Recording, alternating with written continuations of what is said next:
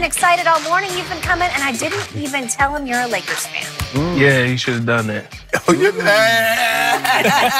have done that, baby.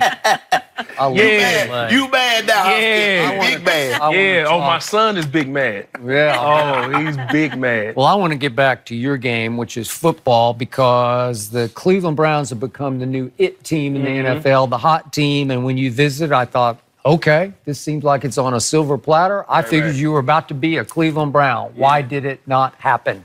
Well, for me, for what I needed, I knew I wanted to sign a one-year deal. For what I needed, Carolina was a better fit for me. Now, talent-wise, I think it's clear that Cleveland has the best roster, talent-wise. But, and Coach Freddie Kitchens is a great man. I had a chance to meet with him, talk with him tons. Great man. But there's too many questions for me. Now, I'm sure they believe in what they're going to be and what they can be. And I'm a believer in Baker Mayfield. I know what he can be and what he will be. I just don't know if it's what I need right now. And that was really the big decision. Is it what I need right now? And it wasn't. Because they're trying to learn how to win, and you want to go to a place that knows how to win? Yeah, absolutely. Okay. Carolina is very resilient. They've been known for being resilient. I mean, I remember in 2013, they started off slow and they won 10 straight. Then they come in the year later, I believe, get in the playoffs at 7-6-1 or whatever it is, and then win a playoff game. They have a history of being resilient. Coach Rivera's a proven guy, and Cam is a star. So, you know. And then you got Luke Kuechly. Like, who don't want to play with Luke Kuechly? Yeah. The team that you just left, one of the guys you mentored, you mentioned, is that what you were looking for now was a team that had vets, and you didn't want to be in that mentor role. Right. Well, the team that you just left, you were a major mentor to one Jameis Winston. What does he do now without Gerald McCoy in his ear, without Gerald McCoy talking and pulling him like, do it this way? Well, I mean, when you're in your fifth year in the NFL, it's time to grow up. Right. And I believe that I've laid a big enough foundation for him. And I talked to Jameis the other day. He still picks up the phone and he calls me. And Jameis knows that the relationship we have is bigger than football. Right. So he knows I'll be watching him and I'll be checking in on him. In the locker room, there's a lot of young guys. I don't know who's going to take over that role. I really don't know. But he knows he can always pick up the phone and call me, and I'll be watching him. Isn't it time for him to take over the role that you took over with him and be the mentor and be the steadying force? You said it's his fifth year. Yeah. It's time to grow up. It's time to be the player that they drafted you #1 overall to be. Isn't that his time now? It is. I mean, you're in your fifth year as a starting quarterback. It is time. And I believe that everything he's been through up to this point is for a reason. And where he's at now, me knowing Jameis, he's ready to take the next step. It's just about, will he do it?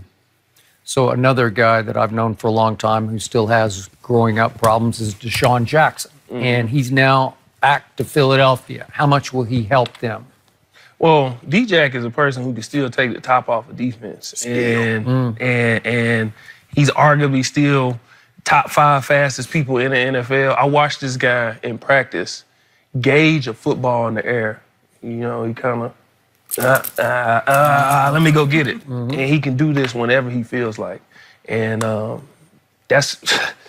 Carson just got a major weapon. D-Jack is going to hurt a lot of people's feelings. Back to the Cowboys. He's going to hurt a lot of people's feelings. Yeah. And I'm looking forward to it. Yeah, last year you guys beat Philadelphia, but you did not win at Dallas, right? No, we didn't. Okay, so better team next year, Dallas or Philadelphia? Oh, wow. Oh, I'm gonna have to go. I'm gonna have to go with Philly. Eagles. I'm gonna have to go with Philly. Just because of D-Jack?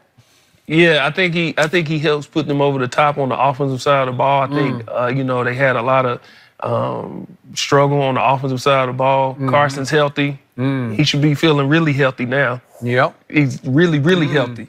And wealth to go along with it. So are you suggesting that Carson Wentz is better than Dak Prescott? Yes. I mean, We got a big yes. Yes. He need better than that one. No hesitation. He need better than that. Because of what?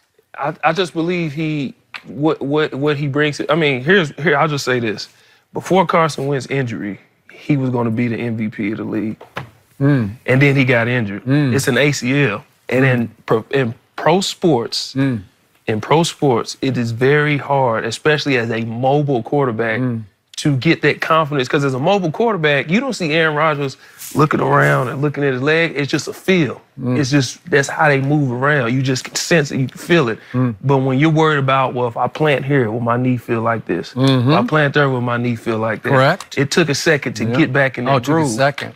But, Okay. I mean. Well, 2 seconds he had to play against Dak last year, and he lost both times to Dallas. I don't know how Did that he lose happened. to Dak or did he lose to that He great lost to defense they Dak. had? He The lost great to defense. Dak That's what it was. twice. That's what Dak it was. outplayed Dallas him has a completely. really good defense. Yeah, they a lot got of young guys. linebackers who can Ryan run. Marinelli, he got them rolling. Yeah. Yeah. Okay, quick thought on your Oklahoma Sooners. They have produced 2 straight Heisman winners. Is it possible Jalen Hurts would be 3 straight Heisman? Without a doubt. There we go. Now we got somebody We were talking. doing good. Yeah. This is when we part ways. Well, you Without a had doubt. Jalen Hurts, who was in the conversation. He was. when he was in Alabama. That is and Nick correct. Saban is a defensive guy. Yep. Now you have Lincoln Riley, who's Oh. an offensive guy. He is. His first year, he went to the college football playoffs. He did. Second year, college football playoffs. Hey, 2 wait. Heisman Trophy winners, and then you bring in another guy who was in the conversation Uh-huh. with a defensive coach. Now Yep. you have an offensive-minded coach.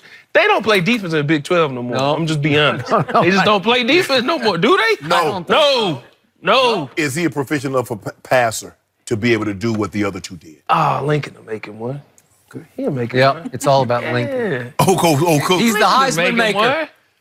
Yeah. Lincoln will make him We one. got this. It's He's going gonna to be make fun you to eat watch lots this college season unfold, I can't wait. and it's going to be fun to watch this NFL season unfold. Yeah, I can't I wait. hope that we get some of your games this year, especially Panthers, Bucks. That would be fun. That'll Thank work. you. Come back and see All us, bro. right, thanks. All right. Appreciate it. Appreciate Thank you having me. Undisputed will be back in just a moment.